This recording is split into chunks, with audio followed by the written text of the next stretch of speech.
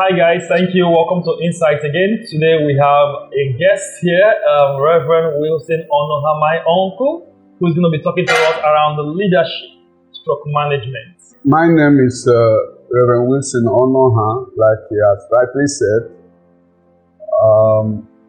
I work for faith-based organization, and particularly I am the director of our International Leadership Resource Institute. Leadership is one area that I'm very, very much interested in, and also not only interested in leadership, especially as it relates to society. Remember that we were engaged in a conversation the other day as we were coming. We are talking about what our leaders are doing, how they have failed us, and things like that. So, talking of leadership today, I would like to address some of those issues because leadership is all about solving problems. So, formally to start, I quote this authority. I believe in him anyhow. That's John Maxwell. He said leadership is influence.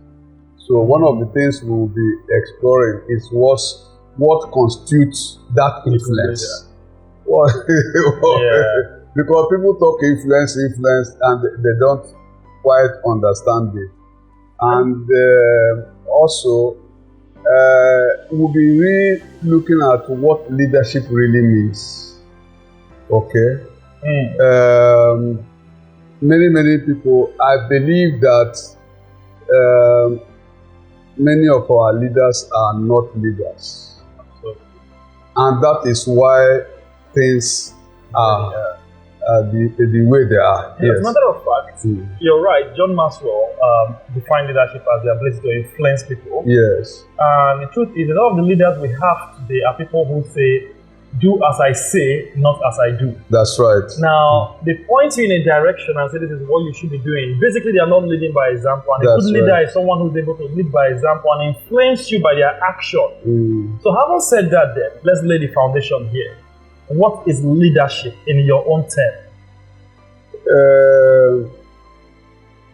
Leadership is the ability to influence direction. Leadership has to do with the process of influencing group behavior. It has to do with the means of obtaining direction, the ability of management to induce or influence subordinates or workers to work towards group goals with confidence and keenness. Okay? Once there is cohesion, then the leadership question is off. It's not leadership anymore. Okay, so in the past, people had thought that title or position are the things that make you a leader. And that's where they miss it. So, from faith-based organization, as I said, like church, when you ask leaders to gather, all the title holders in the church will gather. That's where the problem is. Technically, what they are saying is, this is a gathering of all the title holders. Yes. It's only the gathering of all the leaders. Because this is that you own a title, even in a work environment. That you've been given a title, a manager, doesn't mean you are a leader. That's because within that team you're managing, there are people who don't own the title, but everybody else listen and follow them. They have the power to influence the group. The group, yes. And these are the people considered as leaders. So then I have a question on this. Are leaders born, or do people grow to become leaders? Is this something that you're gifted with, or is it something that you grow, you build and learn how to become a leader? My own position first is that it can be learned. You can develop yourself to be a leader. And there are people also, I believe, there are people who have shown the attribute as born leaders. from beginning, from infants, they show you signs of interest. Yes. But then you still have to do some work to develop it, improve it, to improve on it, like every other gift out That's there. right. Yes, you are right. So that's what leadership is all about. So if you missed the beginning, we were speaking to Reverend Wilson Onuoha, a leader and a profound authority on leadership. And so far, we've covered the definition of what it means to be a leader, someone who's able to influence, not by the default position of authority or name calling, being given a title, but you are able to influence others to head in a certain direction. We've also established that leadership or the skill of leadership can both be learned and you can be born with it. Yes. But ultimately, you have to do the work to improve and develop on it. That's right. To be impactful. To be impactful. So now, like I said, one of the things we lack in our society today is leadership. Unfortunately, like I said, those who are showing up to say, I want to engage in this act of leadership to solve the society problems are not leaders. Because what they are seeking for is a position, title, power, position. And of course, even if we call you leader, what makes you a leader and depends on your source of power. The position, some people are acting based on their positional power. They are controlling, they are getting things done based on the former position they occupy in the organization or in the society, like you are a chief. That does not make you a leader. Or even if you are seen as a leader, your leadership is limited. It cannot be transformational. I like that one. I like that one. Even that you can impose people, like and you impose your ideology on people doesn't mean it is transformational. Just like in the church, some charismatic pastors have what it takes to gather crowd, but you cannot see any transformation. Yes, they cannot. Because so then, let me ask this question. Now we know what it takes to be a leader, what a leader should be like.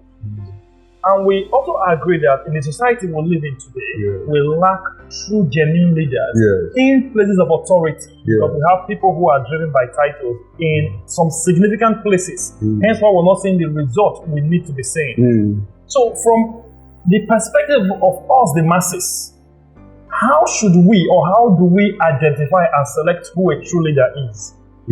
Because we also have a responsibility in the people we put in position of authority to lead us.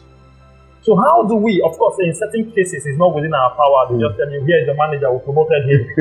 There's nothing you can do about it. But if you think about it from an electoral point of view, where we go to a ballot box, we vote, how do you then select someone who is an ideal or a true leader that can transform a society?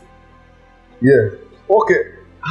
Two basic things I would say to inform who you elect as your leader or whom you should choose or follow as your leader. The most important ingredient of leadership is integrity. So if a man is not a man of his word or a woman of his word, her word, then you should not follow him. This is where I applaud.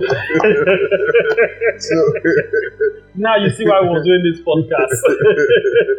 Then, the indispensable, according to John Maxwell too, quality of a leader is vision. And then, talking of vision, each time I talk of vision, I will not fail to talk on our vision. Because most people think that they have a vision. But in actual fact, what they have is ambition. Ambition has to do with what will affect you and your immediate family or your interests. But when it is vision, it is a bigger picture. It's what will affect the society, what will affect a lot of people over time. Over time. I've got to put you on hold on this one. Yes. Now, if you miss that, one of the key factors to identify a true leader is integrity. 1. 2, vision, he said. And it's key that you do not confuse ambition with vision. Yeah. Because someone who's ambitious to get to a place of authority doesn't mean he has a vision to get you and all of us as a community, as a country, as a continent to the place where we need to be.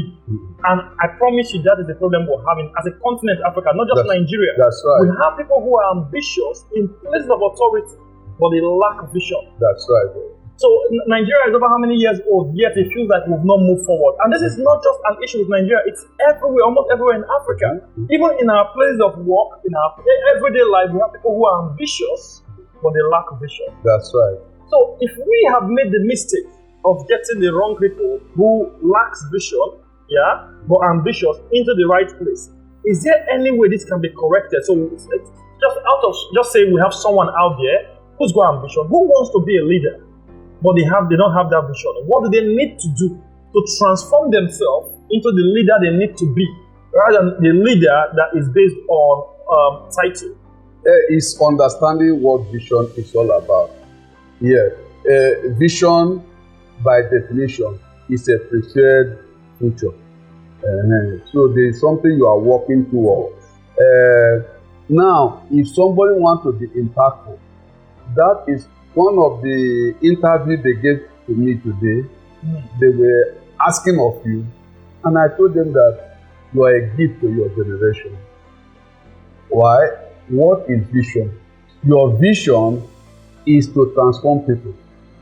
Your vision is to disarm the youth from carrying guns, looking at government, wanting to attack, wanting to engage in violence, but rather something that will make them look inward and develop themselves and be impactful.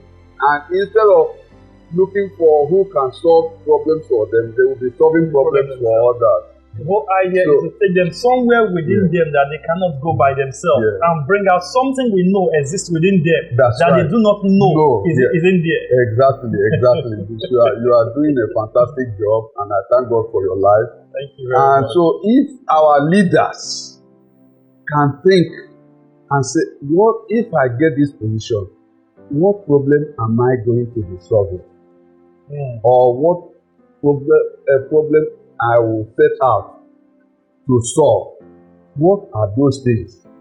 If you cannot answer that, please don't offer yourself for a leadership position. You are not a leader. You are a ambitious young man. This one is tough. This is interesting. So if our leaders had come with a clear-cut goal or objectives or land achieve, and within 4 years you will achieve that or get us closer to it. Thank you. And then the next leader will get it across the line. That's right. If everyone has been acting like that, our society will have changed.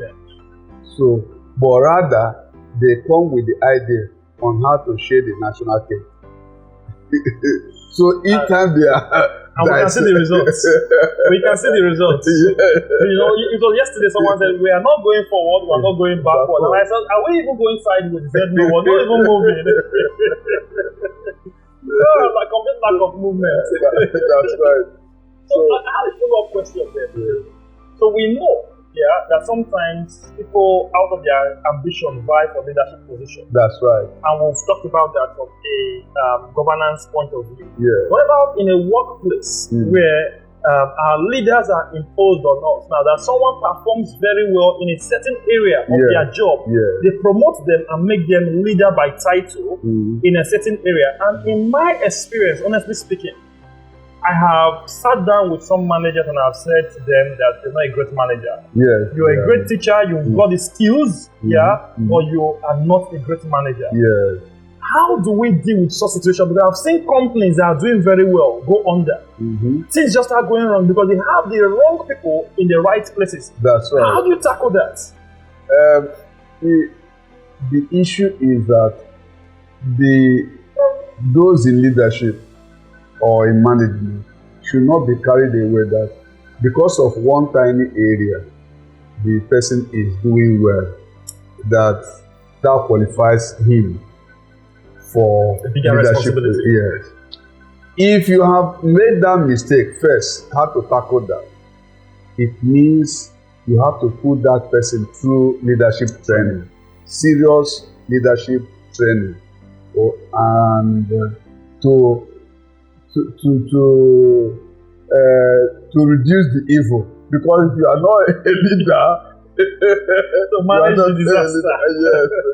Yes. So training is the answer for those who have been appointed maybe by error. But the organization need to look critically. They need to, because when it comes to leadership, there are these soft skills that matters. Like we were talking of somebody appointed in error. It may be is based on his technical skills. He performs his job excellently well. So you now put him in a position of general manager, and he does not have the people skill. That is one of the things that I can't for. For you to influence people, you must have people skill. That's right. How to relate with people. You must be friendly. You must have the ability to influence their decision, to go with you, and to even do what they would have not naturally done, and do it willingly. So that is the element of. Whereas when somebody who through his technical skill becomes a leader without the leadership quality, he will be autocratic leader. Everything to get every job done is my by way on the force. highway. My way on the highway. Everything is legalism. No negotiation. But somebody can come into a work environment, just ordinary smile. People will begin to think, what do we do? What do we do? They want to work. They want to work extra. They want to follow the leader. That is the key. People should not be appointed into a leadership position based on credit in a small area of life. Technical skill. But if from a management point of view also, because you have had lots of experience on that, so you're managing a team and you're seeing someone who's doing very well in an area, and generally speaking, as human, we tend to think, okay, they are due for recognition, so promote them, or you give them pay rise, whichever one. But in most cases, after pay rise, you think of promotion. So how would you advise, or how would you advise people in those positions who are promoting the wrong people? How do they pick and know who's the right leader? What should they look out for? They should look out for leadership qualities. What are some of these leadership qualities? So we've talked about integrity, we've talked about vision. What else should we look at? The most valuable asset a leader has is the people. So I'm not asking any question again. Please just keep following this. I need to start making notes.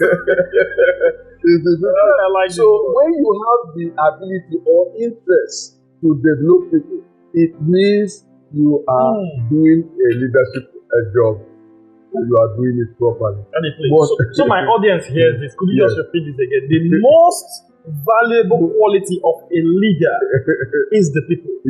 Having the people's interest at heart. The asset, the most valuable or most valuable asset. I have done work in Nigeria and I'm head of pricing in the UK, and I can tell you, in a lot of people who I've worked with, they lack people interest at heart. That's right. They don't understand why. I've been in a company where I'm like, if you do not recognize certain people who are working for me, I will quit.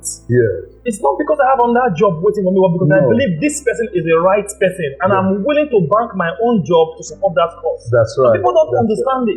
That's right. That's why we were telling the students today about that money is not everything. No. It's just like when you are doing you are working on motivation. There are some people that money won't motivate. Some people, it could be position, it could be promotion, it could be just taking them out for lunch. It could be just recognizing the effort. Understanding your audience, understanding the people you are leading. Yeah.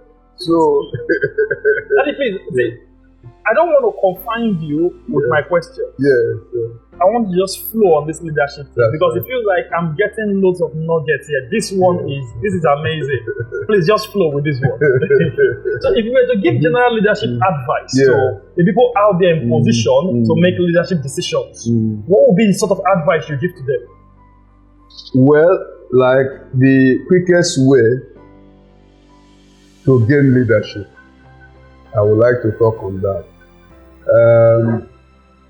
Some of these ideas I borrowed from John Maxwell because he's one guru in this area of leadership that I subscribe to.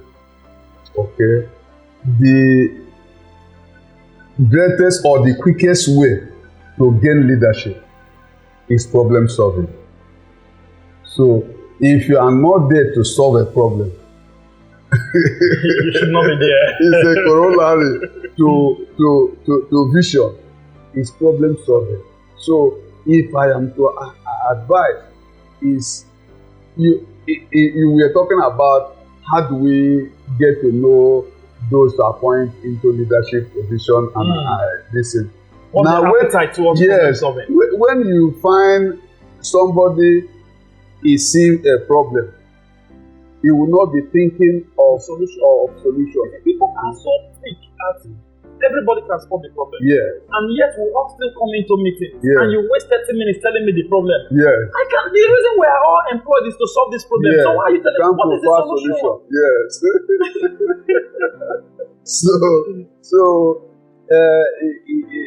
And again, just like we were talking about the most valuable asset you have in the people.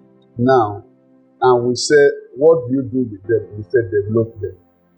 And then you will get a better team to work with. Team. When you find that somebody likes to hoard information, you will know that is not the leader. That's not the quality of a leader. Because they are thinking about just themselves, how they want to come out as a light shining star, rather than how we can do this as a team and solve that problem. So somebody who is sharing, somebody who is helping to find solution to people's need, somebody who is a team player will be a good leader. Because if you cannot be a team player, you cannot be In case you're just joining us, we're speaking to Reverend Wilson Onuoha, an authority in leadership. And if you missed what we've talked about so far, I encourage you to go back to the beginning of this video, watch this video. We've talked about what it means to be a leader. We've talked about the key factors of leadership and a leader. We've talked about the key factors to look at in choosing a leader, and also how to lead in any position you find yourself. If you've missed the beginning, I want to strongly encourage you to go back and watch from the beginning. Daddy. Yeah. Let me throw this one at you now. Yeah, thank you. We have a younger generation. Yeah. Precisely my generation and the ones after us. We love shortcuts. We love shortcuts. We want to be successful without doing the work. Yeah. And I know that true leadership means that you have to go through some difficult times because you're looking for problems to solve, and it's not easy to solve problems. Yeah. If it was easy, then it wouldn't be a problem in the first place. Yeah.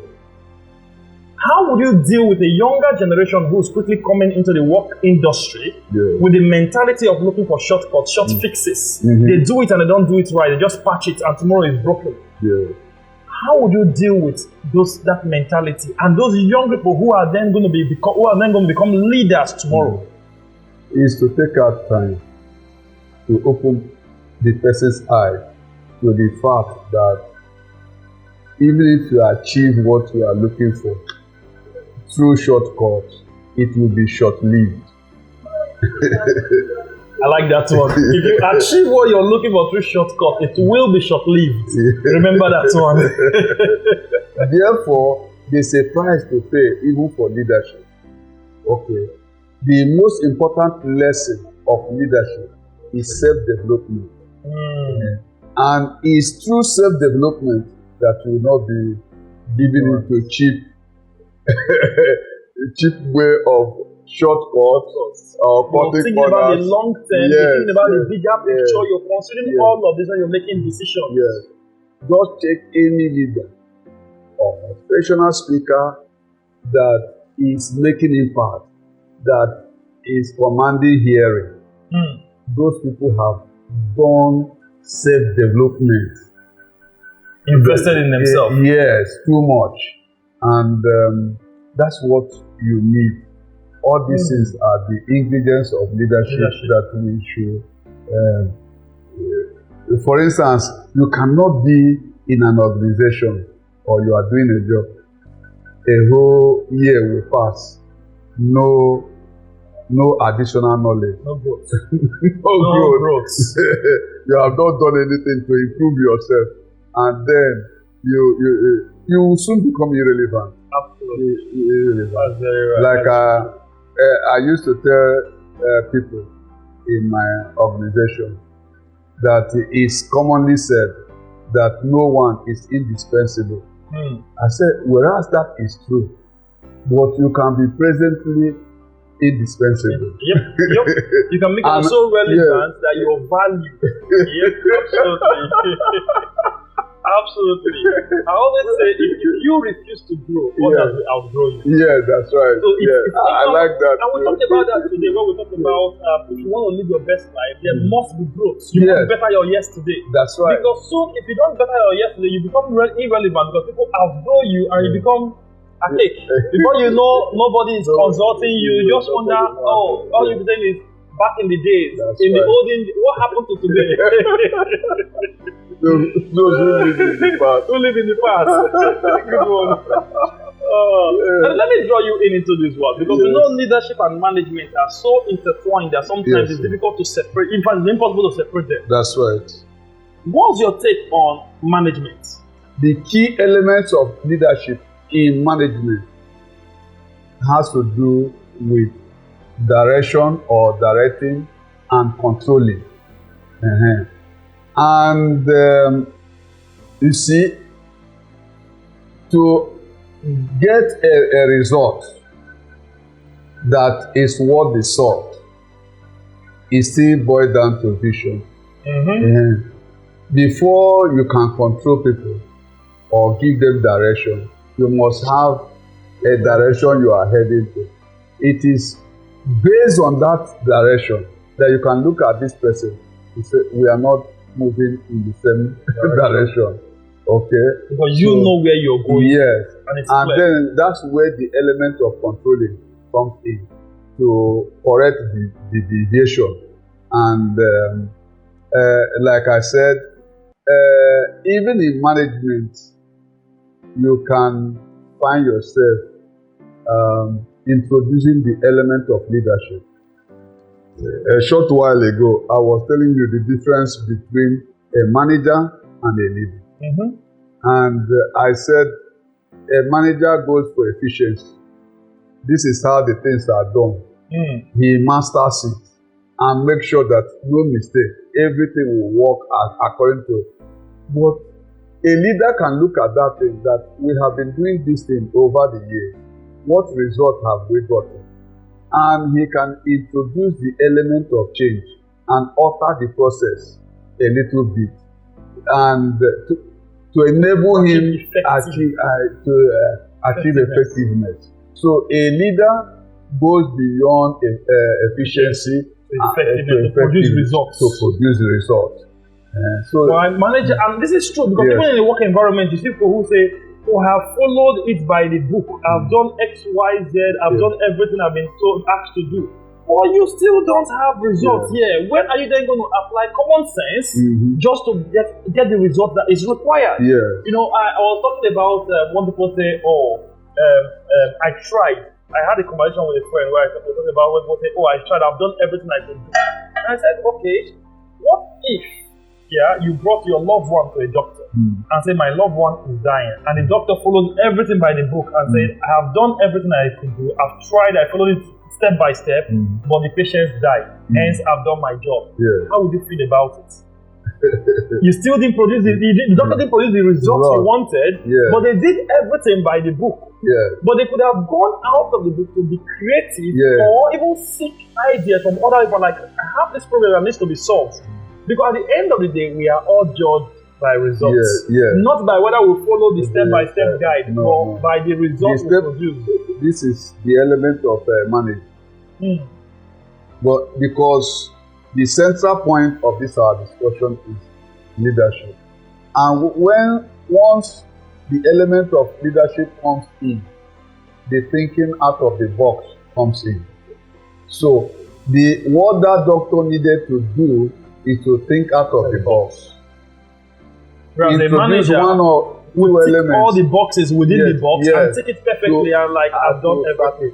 The medical council that it's not my fault. It's not. But there can be an element that can be introduced that will save life. Innovation. Yes. This is interesting. Now, they say you cannot pour out of an empty cup, and so far, I believe if you followed us, you've listened to this so far, you can tell when I say he's a master in leadership, what I'm talking about. Now, of course, you have been in leadership position. You've been doing this for years. What are some of the biggest challenges you faced as a leader? Is when the owners of the organization will not like to agree with you on risk taking. Because I've been there. A leader does not accept the status quo. You're constantly thinking outside the box to solve the problem. And sometimes the owners of the organization will think that, look, this guy is crazy, he wants to run us into problems. So that is, you have a vision, you have what you are convinced that will turn the organization around in the right direction. Yes, but and when you are sharing it, sometimes it's convincing. It's not as if that it's not convincing. You know, you can be sharing an idea. If you cannot convince them, it means it's not a strong idea. But sometimes it's convincing. But they have this fear of the unknown. Just to call it spade here on this one. Is this also not a factor of sometimes we have people who are not true leaders in senior positions?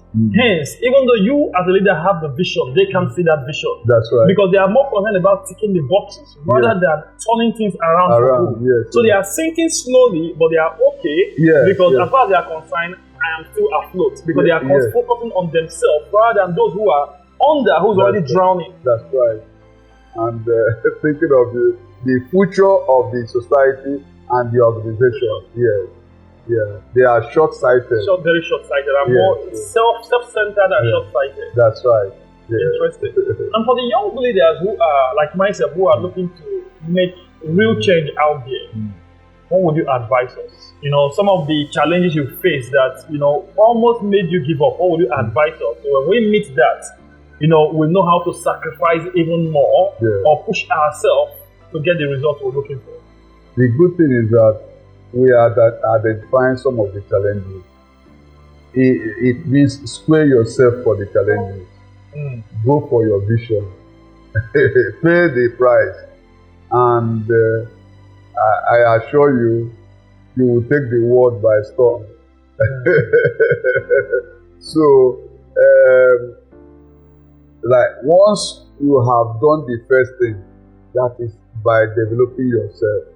And once you have gone the rigor of engaging in critical success factors, Okay, and you have done your feasibilities, you have done all that you need to do, launch into the deep. Yes. Don't allow anybody or any system to stagnate you. Otherwise, you will live an average life. So, if you want to break the barrier of average life, you have to go for your vision. Yourself. Yes. And of course, we talked about that today in the event. That's right. About the fact that if you want to live the best life, you have to be free. That's right. You have to free yourself from every societal box and all of those constraints. Of course, you will still be in a bigger box, but make your box as big as possible so you can create impact life and make the difference you need to make. That's right. That's right. So again, this whole thing, it's all intertwined as it's the same principle. It connects. Yes. It connects. Yes. Yes. Adi, thank you very much for coming on our platform today to speak to us. It's a pleasure. If you have listened to this, I'm sure you would have taken as many nuggets like I've taken today. I promise you, I know I'll be watching this over and over. This is something that will guide me as I keep going. Thank you very much, Daddy. I hope we can do this again.